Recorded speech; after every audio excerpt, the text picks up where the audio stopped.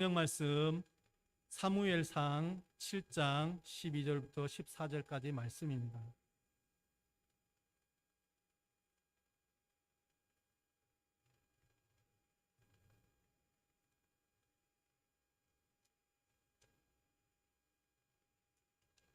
구약성경 418쪽입니다. 사무엘상 7장 12절부터 14절까지 말씀 다 찾으셨으면 한 목소리를 함께 봉독하겠습니다. 사무엘이 돌을 치하여 미스바와 센 사이에 세워 이르되 여호와께서 여기까지 우리를 도우셨다 하고 그 이름을 에베네셀이라 하니라. 이에 블레셋 사람들이 굴복하여 다시는 이스라엘 지역 안에 들어오지 못하였으며 여호와의 손이 사무엘이 사는 날 동안에 블레셋 사람을 막으심에 블레셋 사람들이 이스라엘에서 빼앗아 에그론부터 가드까지 이스라엘에게 회복되니 이스라엘이 그 사방 지역을 블레셋 사람들의 손에서 도로 쳐잡고 또 이스라엘과 아모리 사람 사이에 평화가 있었더라. 아멘. 오늘 한뜻 찬양대에 찬양 있겠습니다.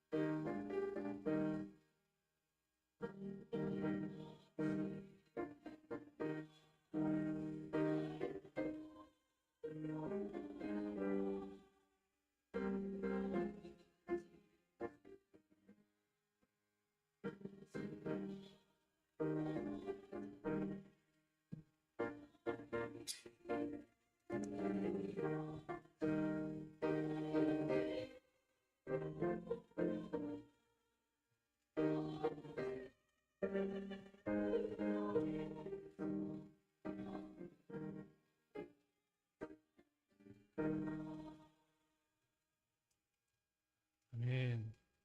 기도하겠습니다. 하나님 아버지 감사합니다. 주님의 자녀들로 하나님 주님을 찬양케 하셔서 아버지 우리가 마음을 다해 정성을 다해 드리는 찬양을 주께서 기쁘게 받으실 줄 믿습니다. 우리 모든 성도들 하나님을 향해 입술을 벌려 마음을 들여 찬양하며 나아갈 때 또 우리의 모든 찬양도 기뻐 받으실 줄 믿습니다.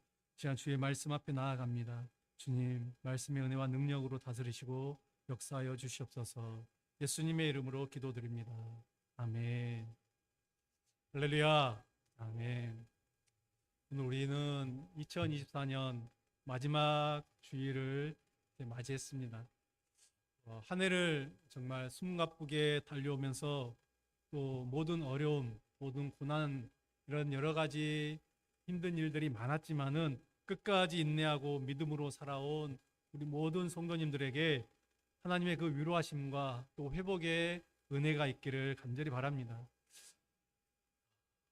우리가 아무리 생각해도 1000번을 10,000번을 생각해도 여기까지 올 수 있었던 것, 우리 하나님이 함께 하시지 않았다면, 우리 목자 되시는 예수님께서 함께 하지 않으셨다면 불가능한 일이었음을 고백합니다. 주님 앞에 정말 진심으로 감사함으로 또 한 해를 마무리하시는 주님의 백성들 되시길 바랍니다. 감사할 줄 아는 사람은 최고의 복을 받은 사람이다 라는 그런 말이 있습니다.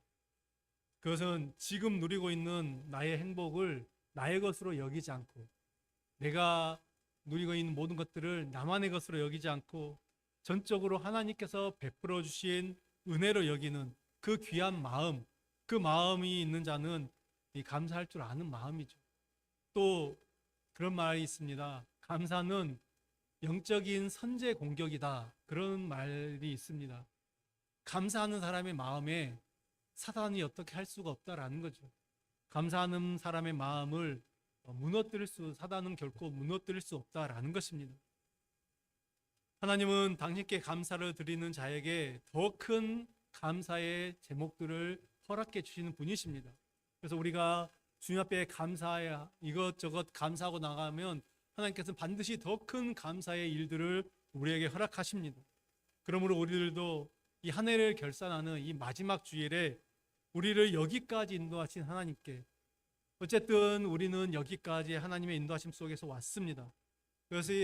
그래서 하나님, 나를 여기까지 인도하여 주심에 감사합니다, 이런 마음을 가질 수 있다라고 하면은 그것은 참 행복한 일이다라고 생각합니다. 그럼 정말 마음 가운데 감사함이 있으십니까? 올 한 해 여기까지 인도하신 모든 것이 하나님의 특별하신 은혜임을 우리가 감사하십니까? 아멘. 오늘은 마지막 이제 주일을 지내면서 여기까지 도우신 하나님 은혜가 무엇인지를 돌아보면서 우리가 함께 감사할 수 있기를 바랍니다.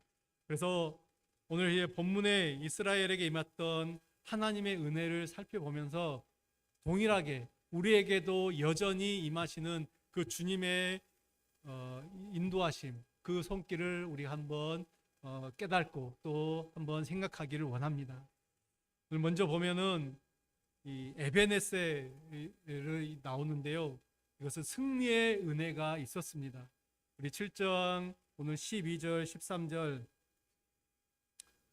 다시 보면은 사무엘이 돌을 취하여 미스바와 센 사이에 세워 이르되 여호와께서 여기까지 우리를 도우셨다고 그 이름을 에베네셀이라 하니라. 이에 블레셋 사람들이 굴복하여 다시는 이스라엘 지역 안에 들어오지 못하였으며 여호와의 손이 사무엘이 사는 날 동안에 블레셋 사람을 막으심에, 이렇게 말씀하고 있습니다. 이스라엘은 이제 그들의 이 사무엘 시대가 때 이스라엘은 그들의 종교적 영적인 나태로 말미암아서 하나님의 임재 상징인 법궤를 블레셋에게 빼앗겼죠. 엘리 제사장 때 그때 법궤를 빼앗겼습니다. 그렇지만 하나님의 그 강권하심으로 인해서 하나님이 그 법궤가 머무는 곳마다 재앙을 내리시고 그러므로 말미암아 다시금 법궤를 이스라엘로 돌아오게 하셨습니다. 하나님의 강권적인 역사였죠. 이제 그 후에 사무엘은 이스라엘을 미스바로 모이게 해서 이 승리에 대한 감사와 하나님의 백성으로서의 제사를 하나님께 드리게 됩니다. 그런 와중에 또 블레셋이 다시 쳐들어오게 되자 하나님께서는 또 큰 우레를 발하여서 이 블레셋 사람들을 어지럽게 하셔서 이스라엘로 하여금 승리하게 하셨습니다. 그러자 이제 사무엘이 돌을 취하였습니다. 기념석을 취하였죠. 그래서 미스바와 센 사이에 세우고 그것을 에베네셀이다라고 불렀습니다. 도움의 돌이라는 그런 뜻이죠. 에베네셀이라는 그런 그 기념석을 삼고 하나님께서 그들에게 베푸신 은혜를 생각했습니다. 그런데 또 그 와중에 블레셋이 다시 쳐들어오고 하나님께서는 그들을 또 물리쳐 주셨습니다. 철저히 이스라엘을 보호하시는 하나님의 은혜가 있었다라는 것입니다. 완전한 하나님의 보호입니다. 그리고 에베네셀의 고백과 신앙으로 나아간 그들에게 가장 먼저 임한 축복은 승리였습니다. 하나님은 그들에게 승리를 허락하여 주셨습니다. 당시 이스라엘에게 이보다 더 소중한 축복은 없었습니다. 왜냐하면 이 블레셋이라는 이 나라가 이 족속이 이스라엘을 끊임없이 끈질기게 괴롭혔기 때문입니다. 블레셋이란 나라는 이스라엘이 그 가장 가까운 곳에 있었습니다. 그래서 이제 우리가 이스라엘을 보게 되면은 주로 유다 쪽이죠. 유다 쪽에서 이 바다 쪽으로 그렇게 그 국경을 늘 유다와 맞이하고 있었기 때문에 계속해서 이스라엘을 괴롭힐 수밖에 없던 나라였습니다. 여호수아가 이 가나안 땅을 정복할 때 사실 이제 그 블레셋, 그래서 그 가드 가사에 있는 약간 남겨둔 사람들이 다 물리치고 남겨둔 사람들이 다시금 그들이 이제 세를 합하여 세력을 규합해서 또 이렇게 힘을 이제 키워서 큰 민족이 되었습니다. 그래서 이스라엘과는 결코 관계가 좋을 수가 없었습니다. 왜요? 이스라엘에 들어올 때 자기들이 그렇게 당했거든요. 다시 자기들이 힘을 키워서 계속해서 이스라엘을 끊임없이 괴롭힙니다. 그래서 이스라엘을 가장 많이 괴롭혔던 나라 중에 하나가 바로 블레셋입니다. 사울 왕 때에도 계속해서 블레셋 때문에 블레셋과의 끝없는 전투가 있었던 것을 보게 됩니다. 그렇게 사울 왕 때도 여전히 이 이스라엘은 블레셋 때문에 힘들었는데 이제 다윗 때에 이르러 다윗이 그 블레셋을 정복을 하고 다윗 시대 이후에는 블레셋이 그렇게 힘을 쓰지 못한 것을 보게 됩니다. 근데 지금 이스라엘은 하나님이 승리하게 하심까지 이 블레셋과의 그 전쟁을 두 번이나 큰 전쟁을 치르게 되는데 모두 다 그 전쟁에서 패하게 됩니다. 이스라엘은 패배의 원인이 무엇인지는 몰랐습니다. 그래서 그들은 이제는 하나님의 임재 상징인 법궤를 가지고 가면은 법궤를 앞세우면 승리할 수 있겠다 생각하여 법궤를 앞세우고 나갔지만은 오히려 더 큰 패배를 당하고 법궤를 빼앗기고 말았습니다. 하나님의 그 임재의 상징인 언약궤, 그 법궤마저 블레셋이 이제 전리품으로 빼앗아 갔습니다. 당시에 전쟁을 끝나고 나면은 그 승전국에서는 패전국의 그 신상을 뺏어가는 그런 탈취해가는 그런 관습이 있었습니다. 근데 이스라엘은 하나님의 형상이 없습니다. 신상을 만들지 말라고 했기 때문에 하나님의 신상이 없기 때문에 대신 그들은 그 하나님의 임재 상징인 법궤를 빼앗아가 신상 대신에 빼앗아가서 자신의 신전에다가 두었습니다. 그럴 때 하나님께서 어떻게 했습니까? 그 법궤로 말미암아 그 땅에 계속해서 재앙을 내렸던 사건 우리는 잘 알 수 있습니다.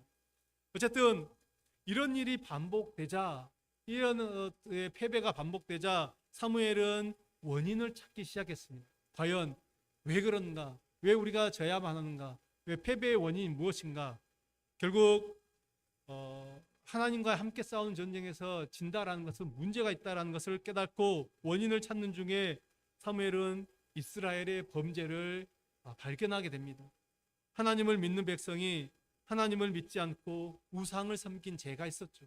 하나님을 온전히 바라보지 못하고 그들 안에 정말 가득한 우상의 모습들이 있던 것을 보게 됩니다.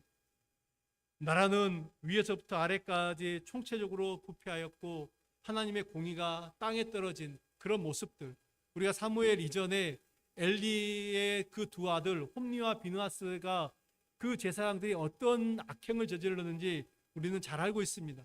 이런 모습들 때문에 하나님께서는 그들을 용서하실 수가 없었습니다. 기뻐 받으실 수가 없었던 것이죠. 사무엘은 이런 죄로 인해 실패한 것을 깨달은 뒤에 이제 백성들을 다 미스바로 모이게 했던 것입니다.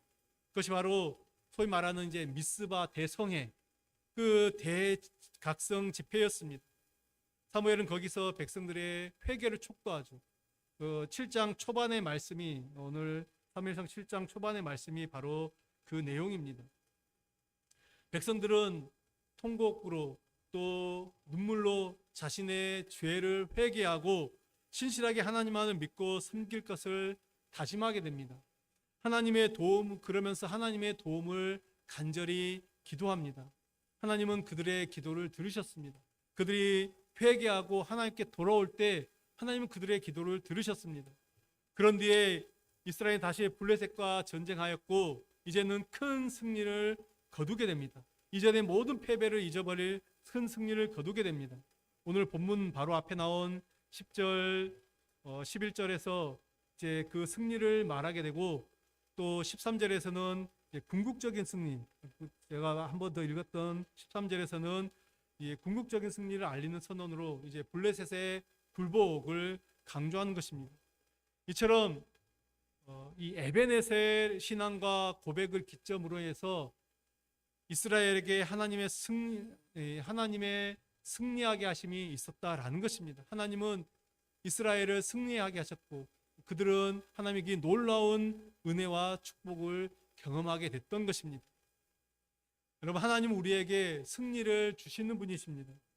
하나님은 우리가 패배자가 되기를 원하시지 않습니다. 아무리 넘어지고 쓰러진다 해도, 아무리 약하고 또 힘이 없다 해도 하나님은 하나님을 의지하는 당신의 백성들에게 승리를 주시는 분이십니다. 결국은 승리로 이끄신다라는 것입니다. 그래서 잠언에도 보면은 의인은 7번 넘어져도 다시 일어난다라고 말하고 있습니다. 하나님은 우리의 실패의 자리, 낙심의 자리, 절망의 자리, 그 모든 자리에서 다시금 우리를 일으켜 세우시는 분이십니다. 우리의 인생과 우리의 신앙을 새롭게 역전시키시는 분이 바로 우리 하나님이십니다. 아무리 폐색이 짙고 아무리 가망이 없더라도 하나님은 그 모든 상황과 환경을 뒤바꾸실 수 있는 분이십니다. 그걸 통해서 승리케 하실 수 있는 분이십니다. 우리 하나님이 그런 분이십니다. 우리는 그런 하나님과 함께 다시 일어나야 될 것입니다. 다시 용기를 갖고 자리에서 일어나야 됩니다. 올 한해 우리를 실패하게 하고 우리를 넘어지게 했던 것들이 무엇입니까? 그 자리에 주저앉지 마시고 주님과 함께 다시 일어나는 우리 성도님들 되시기를 바랍니다. 그런데 중요한 것은 무엇입니까? 우리도 승리를 위해서 미스바를 경험해야 된다라는 것이죠.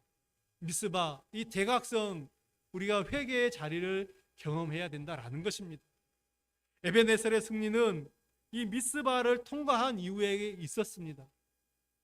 미스바에서 먼저 그들이 하나님께 회개하고 대각성 집회를 통해서 다시금 그들의 모든 것들을 하나님께 회개하고 나아갔기 때문에 하나님은 이제 이 에베네셀의 승리를 주셨던 것이죠. 결국 궁극적인 승리를 위해서 회개가 필요하다라는 것입니다. 눈물과 통곡으로 간절히 기도해야 됩니다. 자신을 돌아보며 마음을 다하여 하나님 앞에 그 마음을 찢고 나아가야 된다라는 것이죠. 바로 거기에 궁극적인 승리가 임하는 것입니다. 하나님은 승리를 주시는 분이십니다. 우리 앞에 분명 승리가 보장되어 있습니다. 회개와 정말 참회와 결단으로 미스바를 통과하고, 그리고 이제는 다가오는 우리 새해에는 정말 하나님 앞에서 날마다 승리하는 인생으로 살아가기를 간절히 바랍니다.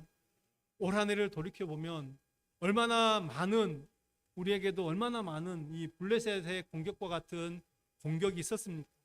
몇 번이고 넘어지고 쓰러질 수밖에 없었던 그런 상황들, 그런 위기 속에서도 하나님께서는 우리로 하여금 승리하게 하셨습니다. 넘어지지 않게 하셨습니다. 하나님의 은혜가 없었다라고 하면은 우리가 어떻게 그 모든 어려움들을 견딜 수가 있었겠습니까? 올 한 해를 보내면서 먼저 하나님 앞에 철저히 회개와 참회가 있기를 바랍니다. 하나님만 섬기라는 명령, 그 하나님의 말씀을 지키지 못하고 물질을 우상처럼 섬겼던 그 모든 것들을 회개하시길 바랍니다.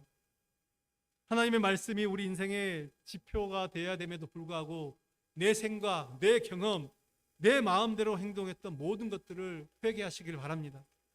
함께 즐거워하고 함께 올라라는 말씀 앞에서 각자 또 따로가 되어버린 우리의 모습을 회개하십시오. 우리 교회가 불법을 행한 것이 있다면 그 모든 것들을 또 하나님 앞에서 회개하기를 바랍니다. 오늘 이 예배가 정말 우리에게 미스바의 자리가 되기를 원합니다.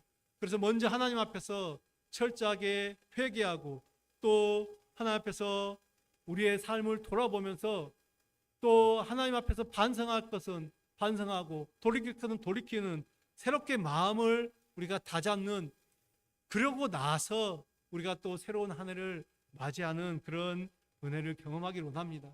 그럴 때 주님께서 우리에게 승리를 허락하실 줄 믿습니다. 계속해서 우리가 두 번째로 보는 것은 회복시키는 하나님의 은혜가 우리에게 있었다라는 것이죠. 오늘 14절 말씀 상반절을 제가 보겠습니다. 브레셋 사람들이 이스라엘에게서 빼앗았던 성읍이 에그론부터 가드까지 이스라엘에게 회복되니 이스라엘이 그 사방 지역을 브레셋 사람들의 손에서 도로 찾았고 라고 말하고 있습니다. 브레셋과의 전쟁에서 이스라엘은 참으로 잃은 것이 많았습니다. 땅도 많이 잃었고요. 또 사람들도 잃었습니다. 물질도 잃었고 인재도 잃었고 또 시간도 또 마음도 정말 이것저것 많은 것들이 잃어버렸습니다. 이것이 바로 전쟁이 주는 어떤 상처고 전쟁의 흔적이었던 것입니다. 그런데 전쟁으로 잃었던 이 모든 것들을 하나님께서는 이제 회복시키겠다라는 거죠. 이 이스라엘에게 하나님의 은혜가 임했던 것입니다. 모든 것들을 다시 회복시켜 주시는데 이것이 바로 에베네셀의 놀라운 축복이고 은혜입니다. 블레셋 족속들이 얼마나 강했던지 당시에, 그래서 이스라엘 백성들은 많은 땅을 빼앗겨 버리고 또 사람들은 거기에서 결국은 이제 그 땅을 빼앗겼기 때문에 거기서 비참하게 종살이를 해야 됐습니다. 그 빼앗긴 그 땅에서 종살이를 할 수밖에 없었는데, 그러면서도 워낙 블레셋이 강한 민족이라 감히 다시 그것들을 회복시킬 찾을 엄두도 내지 못하고 살았습니다. 그러나 하나님께서는 오늘 사무엘을 통하여 빼앗겼던 모든 성읍들을 다 전부 되찾게 하셨다라고 말을 하고 있습니다. 종살이하던 자기 백성들을 모두 구출해 내어서 그 회복을 경험하게 하셨습니다. 회복이라고 하는 것은 잃어버린 것을 도로 찾는다. 그것이 회복입니다. 우리는 살아가면서 참 많은 것들을 잃어버릴 때가 있습니다. 때로는 친구를 잃기도 하고요. 때로는 사랑하는 가족을 잃기도 하고, 때로는 또 교우를 잃기도 하고, 또 건강을 잃어버리기도 하고, 여러 가지 참 잃어버리는 것들이 많습니다. 그것 때문에 마음 아파할 때가 참 많습니다. 그런데 이것보다 더 아픈 것은 무엇입니까? 가장 귀중하고 꼭 필요한 것을 잃어버리고도 그것을 되찾으려고 하지만은 내가 약해서, 내 힘이 부족해서, 내가 능력이 없어서 그것들을 되찾지 못할 때 그것이 너무나도 가슴 아픕니다. 반드시 찾아야 되는 것, 반드시 도로 가져와야 되는 것을 갖지 못하는 것은 너무나도 마음 아픈 것입니다. 그럴 때 우리가 먼저 생각해야 될 것은 바로 하나님과의 관계입니다. 하나님의 자녀들에게 있어서 하나님과의 관계의 단절은 곧 죽음의 길입니다. 하나님과의 관계가 끊어지면은 그 영혼은 결국 죽을 수밖에 없다는 것을 우리는 기억하십시오. 여러분, 우리의 육신이 이렇게 멀쩡하게 건강하게 살아있다 하지만은 하나님과의 관계가 끊어 있으면은 그 영적인 세계에서 그 영혼은 다 죽은 거다라는 것이죠. 힘이 없고 움직이지 않는 그런 것입니다. 우리의 눈에 보이지 않을 뿐 지금 주님을 알지 못하는 모든 사람들, 그 영혼이 다 죽어 있는 상태입니다. 그런 존재다라는 것입니다. 그래서 내가 중요한 것을 잃어버리고 아파할 때 비로소 그것이 중요한 것이 아니라 하나님과의 관계가 회복되는 것이 가장 중요한 것임을 알게 하십니다. 그래서 하나님께서는 때로는 우리로 하여금 우리가 가지고 있는 그것들을 때때로는 내가 소중하게 생각한 그것을 하나님이 가져가시고서라도 그 하나님과의 관계를 다시금 회복하라, 그렇게 말씀을 하십니다.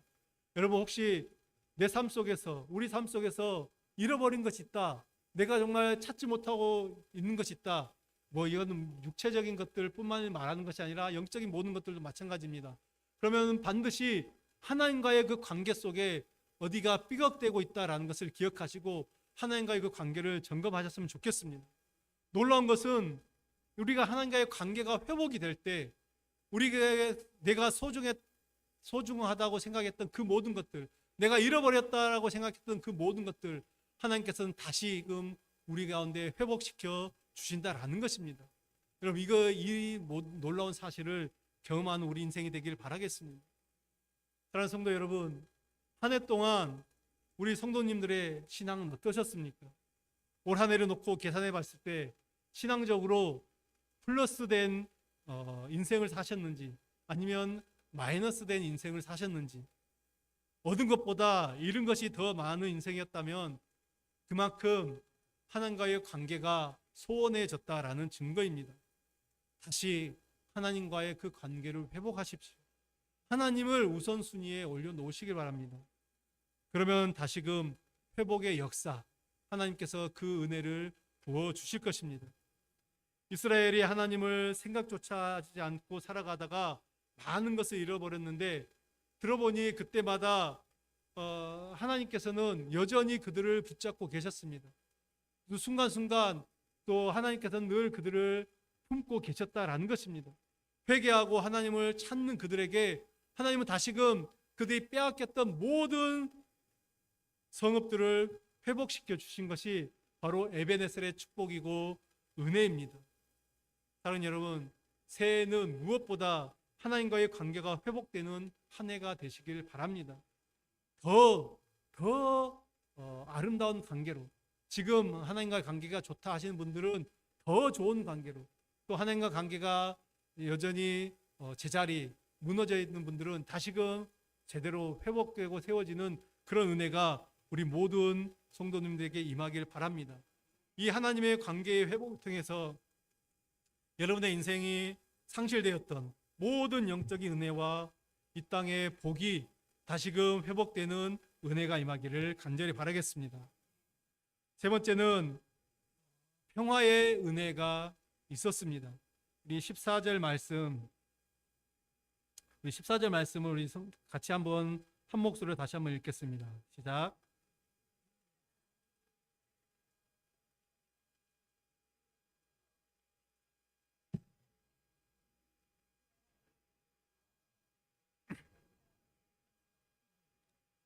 또 이스라엘과 아모리 사람 사이에 평화가 있었더라. 아멘.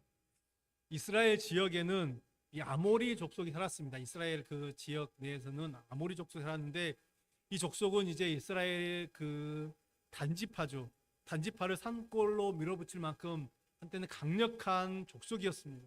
그런데 하나님께서 늘 이 긴장 관계에 있던 이 두 족속, 그래서 이스라엘과 이 아모리 족속 사이를 이제는 그들에게 화해를 이루어 주시고 평화를 주셨다. 라는 이야기가 오늘 14절의 내용입니다.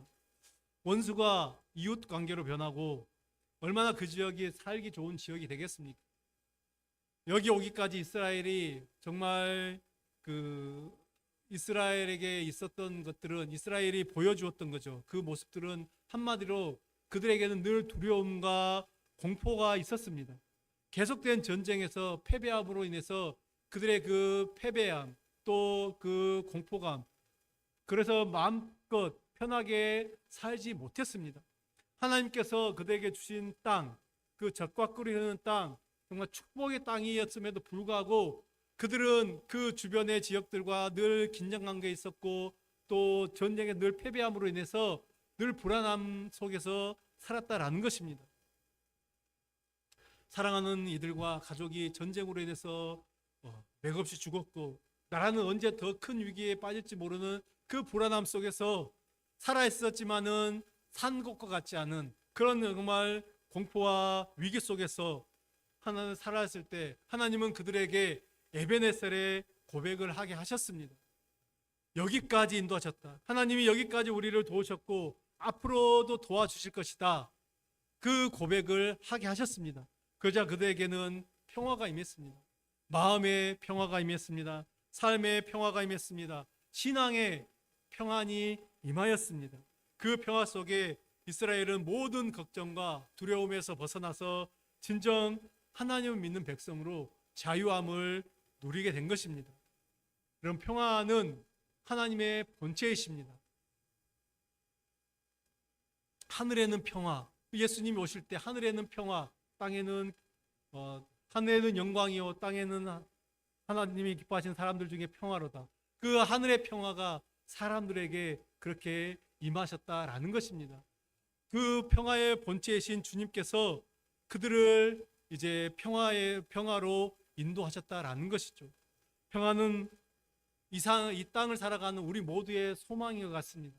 여전히 많은 사람들이 평화를 갈망하지만은 평화가 없는 삶을 살고 있습니다. 세상은 결코 평화를 이룰 수도 없고 줄 수도 없습니다. 지금도 전쟁에 끝없이 전쟁을 하고 있는 나라들, 그 평화를 찾아볼 수가 없습니다. 뭐 우리나라도 마찬가지지 않습니까? 우리나라도 정치, 경제 모든 것에서 어떻게 평안하다라고 말할 수가 있습니까? 근데 이스라엘에게 하나님께서는 평화를 주셨습니다. 성경 이것은 놀랍게 이스라엘과 우리에게 심어주고 있습니다. 신앙생활의 궁극적인 그 목적 하나가 바로 마음의 평화인 줄로 믿습니다. 우리 마음에 질서가 잡히지 않을 때, 우리 마음에 평화가 없을 때 불안하고 두려워하고 염려하고 우리는 몹시 흔들리게 됩니다. 그러나 주님이 우리 안에 계시고 주님이 주신 평화가 우리 안에 있을 때 우리는 주변 환경이 어떠하든지 모든 환경과 상관없이 내적인 평화를 누리며 살아갈 수가 있는 것입니다. 주님은 바로 이런 우리의 내면 세계 그 질서를 정돈하기 위해서 평안을 주시기 위해서 오셨습니다. 그래서 주님께서 두려움에 있는 제자들에게 뭐라고 말씀하셨습니까? 요한복음 14장 27절입니다. 우리 함께 같이 자막을 보면서 함께 볼까요? 시작. 평안을 너희에게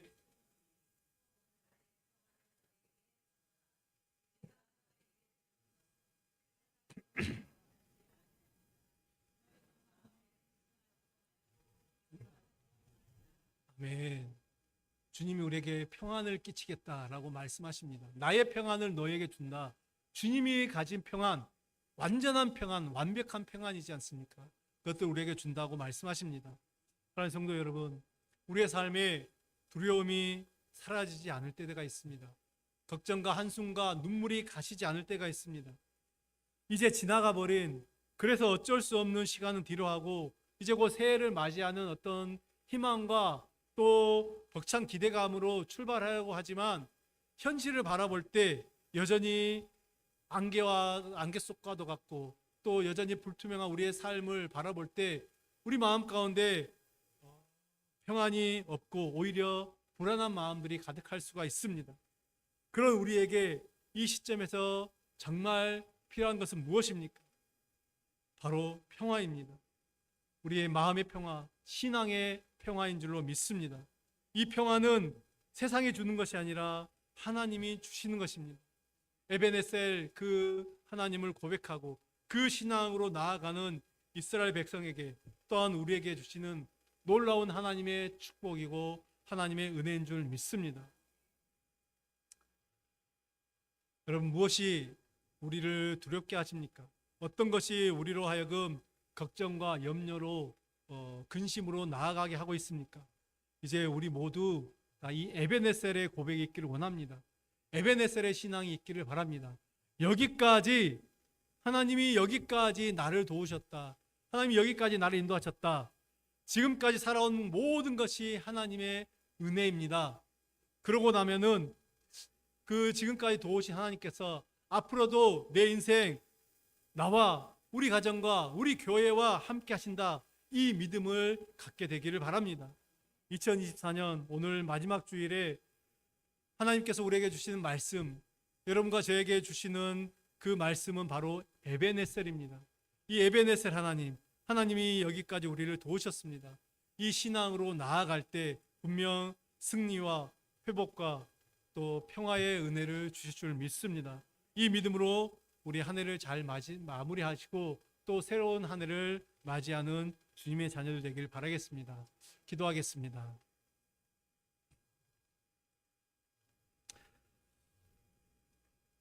에베네셀 하나님, 여기까지 우리를 인도하시고 도우신 아버지 하나님을 찬양합니다.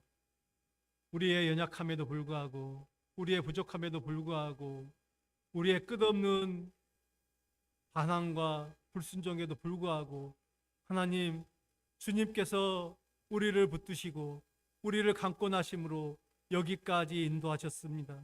하나님, 이 믿음의 고백을 주께 올려드립니다. 그리고 앞으로도 주님 오시는 그날까지 우리를 영원한 주님의 나라로 인도하실 그 주님만을 온전히 신뢰하며 믿음으로 나아가는 에베네셀의 신앙 고백을 올려드리며 나아가는 모든 주의 백성들 되시도록 은혜를 베풀어 주시옵소서. 예수님의 이름으로 기도드립니다. 아멘.